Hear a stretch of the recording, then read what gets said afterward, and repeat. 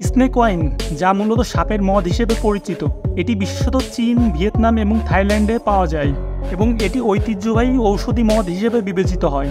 সাপের মদ তৈরি করতে পুরো সাপকে একটি কাচের বোতলে রাখা হয় এবং সেটিকে চাওয়ান মদ বা চোলাই মদে ডুবানো হয়। এই মদ প্রস্তুত করার পদ্ধতি প্রাচীনকাল থেকে প্রচলিত এবং এটি প্রায় 1000 বছরেরও বেশি পুরনো একটি চর্চা। বন্ধুরা, আজকে আমরা স্নেক ওয়াইন বা সাপের মদ সম্পর্কে জানব। ভিডিওটি শুরু করার পূর্বে আপনি যদি বাংলা টিউবের একজন নতুন দর্শক হয়ে থাকেন তাহলে চ্যানেলটি সাবস্ক্রাইব করে দিন। সাপের মদ প্রস্তুতের জন্য বেশ কয়েকটি সাপ ব্যবহৃত হতে পারে। সাধারণত বিষধর সাপ যেমন কোবরা, পাইথন এবং আরও কিছু প্রজাতির সাপ এই মদে ব্যবহার করা হয়।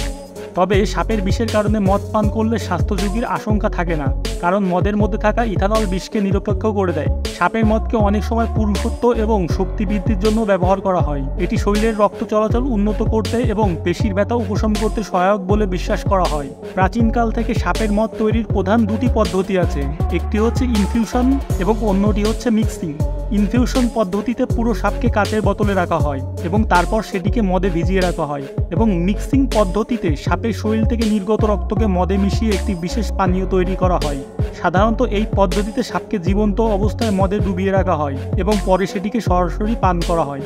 অনেকের বিশ্বাস সাপের মধ্যে ঔষধি গুণ রয়েছে। এর মধ্যে অ্যান্টি ইনফ্ল্যামেটরি, অ্যান্টি অক্সিডেন্ট এবং রোগ প্রতিরোধ ক্ষমতা বৃদ্ধিকারী উপাদান আছে বলে মনে করা হয়। এটি গাঁটের ব্যথা, আর্থ্রাইটিস এবং অন্যান্য সংক্রান্ত রোগ নিরাময়ের কার্যকর বলে দাবি করা হয়। এছাড়া সাপের মদকে হজম শক্তি বৃদ্ধির জন্যও ব্যবহৃত হয়। যদিও সাপের মদকে অনেক অস্বাস্থ্যকর হিসেবে বিবেচনা করা হয়, তবে এর কিছু ঝুঁকিও আছে। বিষধর সাপ ব্যবহারের কারণে কিছু ক্ষেত্রে বিষাক্ততা দেখা দিতে পারে। যদি মদের ইথানল সঠিকভাবে বিষকে নিরপেক্ষ না করে তাহলে এটি মারাত্মক হতে পারে।